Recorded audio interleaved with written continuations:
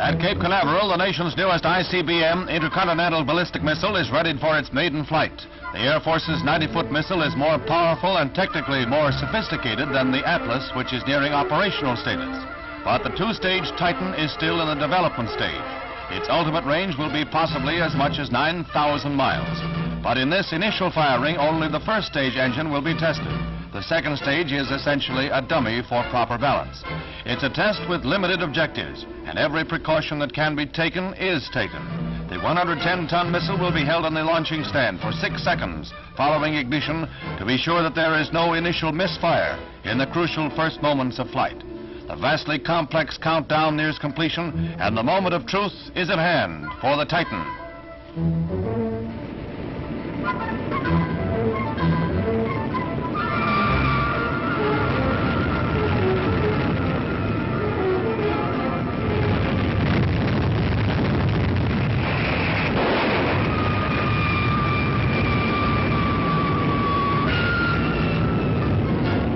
After a perfect launching, the Titan thunders downrange.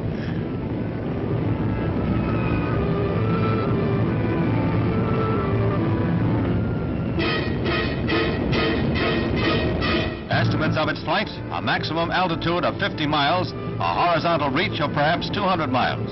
Most important of all, buffeted though it was by 40-mile-an-hour gusts, the Titan never wavered in its flight. The mammoth engine, with some 300,000 pounds of thrust, never faltered.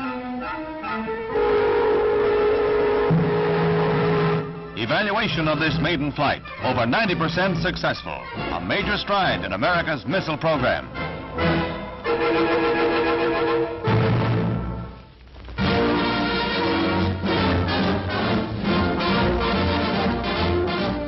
West Berlin's Mayor Willy Brandt, accompanied by Mrs. Brandt, arrives in Washington, D.C.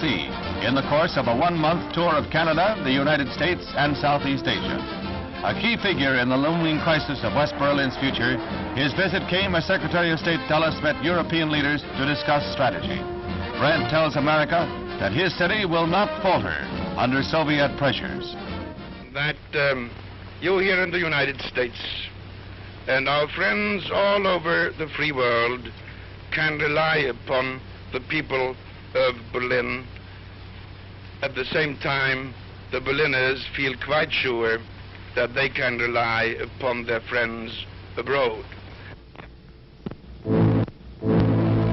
At Fort Myer, Virginia, last rites for crewmen of the unarmed American transport that was shot down last September when it strayed over Soviet territory. From the chapel, the coffins are borne to Arlington National Cemetery, where they will rest in honor.